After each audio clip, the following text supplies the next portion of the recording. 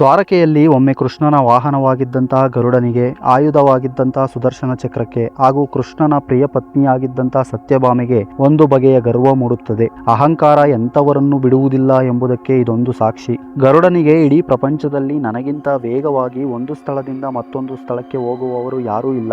ಆದ್ದರಿಂದ ಕೃಷ್ಣ ಎಲ್ಲಿಗೆ ಹೋಗಬೇಕಾದರೂ ನನ್ನನ್ನೇ ಅವಲಂಬಿಸಬೇಕು ಎಂಬ ಭಾವನೆ ಮೂಡಿದರೆ, ಸುದರ್ಶನ ಚಕ್ರಕ್ಕೆ ನಾನು ಕೃಷ್ಣನ ಕೈಯಲ್ಲಿರುವುದರಿಂದಲೇ ಜನ ಕೃಷ್ಣನಿಗೆ ಹೆದರುವುದು. ಹೀಗಾಗಿ ಪ್ರಪಂಚದಲ್ಲಿ ನನಗಿಂತ ಶಕ್ತಿಶಾಲಿ ಯಾರೂ ಇಲ್ಲ ಎಂಬ ಅಹಂ ತುಂಬಿತ್ತು. ಕಡೆಯದಾಗಿ ಕೃಷ್ಣ ಪ್ರಿಯೆ ಸತ್ಯಭಾಮೆಗೆ 16,008 ಜನ ಪತ್ನಿಯರಿದ್ದರೂ ಕೃಷ್ಣ ನನ್ನನ್ನೇ ಅತಿ ಹೆಚ್ಚು ಇಷ್ಟಪಡುತ್ತಾನೆ. ಏಕೆಂದರೆ ನನಗಿಂತ ಸುಂದರವಾದವರು ಯಾರೂ ಇಲ್ಲ, ಇರಲು ಸಾಧ್ಯವೂ ಇಲ್ಲ ಎಂಬ ಬಿಗುಮಾನ ಮೂಡಿತು. ಈ ಅಹಂಕಾರಗಳು ಯಾರಲ್ಲಿ ಮೂಡಿದರೂ ಅದು ಅವರ ಜೀವನವನ್ನು ಬಲಿ ಪಡೆಯಬಹುದೆಂಬ ಸತ್ಯ ಕೃಷ್ಣನಿಗೆ ಚೆನ್ನಾಗಿ ಗೊತ್ತಿತ್ತು. ಹೀಗಾಗಿ ಅವರೆಲ್ಲರ ಅಹಂಕಾರವನ್ನು ನಾಶ ಮಾಡುವುದಕ್ಕಾಗಿ ಕೃಷ್ಣ ಆಯ್ಕೆ ಮಾಡಿಕೊಂಡಂತಹ ವ್ಯಕ್ತಿ ವಾಯುಪುತ್ರ ಹನುಮಂತ. ಹಾಗಿದ್ರೆ ಹನುಮಂತ ಇವರೆಲ್ಲರ ಗರ್ವವನ್ನು ಕ್ಷಣ ಮಾತ್ರದಲ್ಲಿ ಇಳಿಸಿದ್ದೇಗೆ ಅನ್ನೋದನ್ನು ಈ ವಿಡಿಯೋದಲ್ಲಿ ತಿಳ್ಕೊಳ್ಳೋಣ. ಅದಕ್ಕಿಂತ ಮೊದಲು ಚಾನಲ್ಗೆ ಸಬ್ಸ್ಕ್ರೈಬ್ ಆಗಿ ಬೆಲ್ ಐಕಾನ್ ಕ್ಲಿಕ್ ಮಾಡಿ. ಸ್ನೇಹಿತರೆ, ಈ ಕತೆ ಪರಾಶರ ಸಂಹಿತೆಯ 48ನೇ ಅಧ್ಯಾಯದಲ್ಲಿ ಬರುತ್ತದೆ.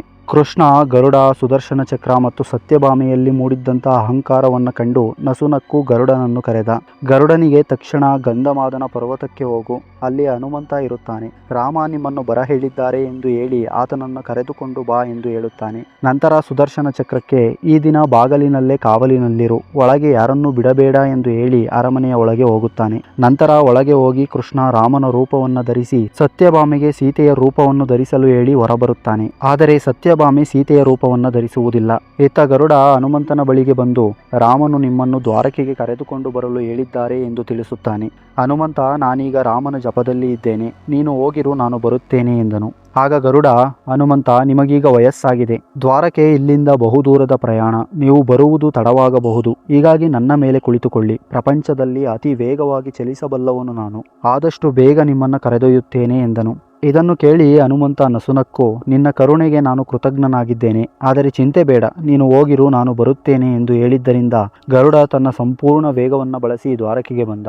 ಆದರೆ ದ್ವಾರಕೆಯಲ್ಲಿ ಆತನಿಗೆ ಆಶ್ಚರ್ಯವೊಂದು ಕಾದಿತ್ತು.